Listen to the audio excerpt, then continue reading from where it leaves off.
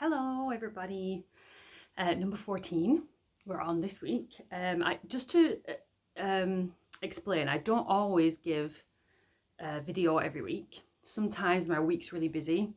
Sometimes I just can't get into the feeling of doing it. I have to kind of find myself in a certain zone to be able to do it. And lately my anxiety's been a bit worse. I know what the cause is, and I'm able to kind of rectify that, which is good. But sometimes when it's like that, you just don't really feel like doing things. And so I guess in some ways, I want you to take comfort from the fact that you don't watch these videos thinking that I'm completely cured and that every day is hunky-dory. But that I still have quite bad days sometimes, and then sometimes it's not necessarily a bad day, but it's just something that's always lingering at the back. What I will say is that the things that I've been putting on here that can help with your anxiety or your mental health, because I've been implementing them for so long, about 3 years now, as a daily habit generally, when I do have my dips, they're just not as low as they used to be at all. They're a lot more manageable. They don't play on my mind as much. They don't affect me physically as much. And so I guess I just want to give you that hope that you can't kind of establish these habits and expect them to cure everything within a couple of months. That it really does take time. It's that we talked about before in one of the other videos. It's that 1% better every day that makes a huge performance increase over time. So just to give you that hope. Also, the thing that we were talking about this week, I think it was Shanice that put a video on, and I said that we would talk about in the future, and that was the power of music. And I know we talk a lot about that in church because music is very important to us as a religion. But sometimes when your mental health is down, the last thing you want to listen to is actually spiritual songs. What I've noticed is that I have to be really in tune with the spirit, but also with where I am mentally and physically, that I have to listen to the right type of music at the right time. So sometimes when I'm just feeling down, I put pop music on, and I do some Zumba, or I just have a dance in the kitchen.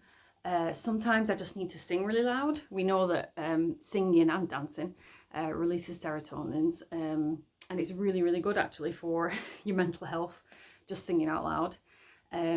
Sometimes I need that spiritual music, but putting Mormon Tabernacle Choir on, or Tabernacle Choir at Temple Square now, just really doesn't gel with me at all sometimes. What I have found is a lot of the FSY music. So if you go on your church app, the LDS Tools, the music for youth, and each year they have a themed album. I find that really, really helpful. Just fits for me.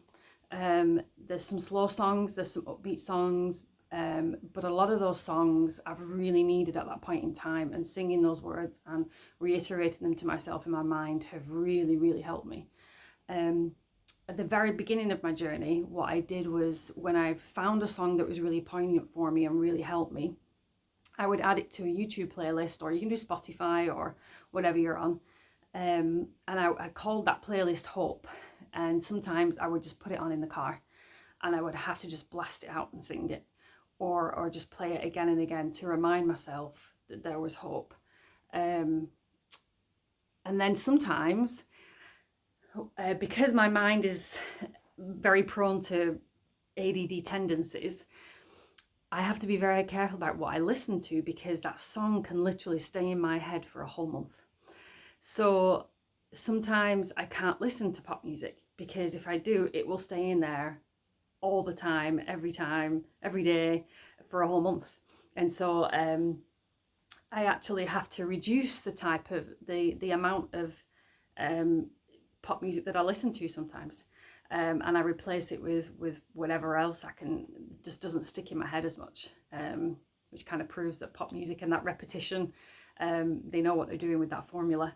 So I'm not saying the pop music's bad, it's just that my mind is geared that way where it just sticks in and it just will not come out. And so I find it really hard to, when I'm worried or stressed or anxious, or feeling down, to recall a hymn or a spiritual song that comforts me to mind. I find that harder when there's a pop song already in there stuck and just won't get out. So you just have to listen to how you are, how your mind is, how the spirit's, what the spirit is telling you at that point in time. And then a really big one is that on the meditation app that we use, there's some really lovely music meditations on there. And a lot of them are made specifically for helping you to emote.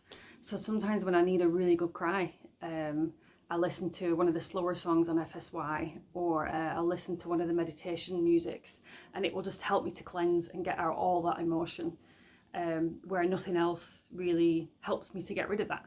So it's just good to do that every now and then. So yeah, my challenge this week is to make yourself your own playlist that is like your rescue playlist when you're really feeling down, or you need to pick me up. So you could have like a fast playlist, you could have a non-secular, you can have a spiritual playlist, you could have an upbeat spiritual, a slow spiritual, whatever it is. I will put my playlist on there if there's anything on there that you feel that you might love. One specific song was from the gospel family, the Bonner family.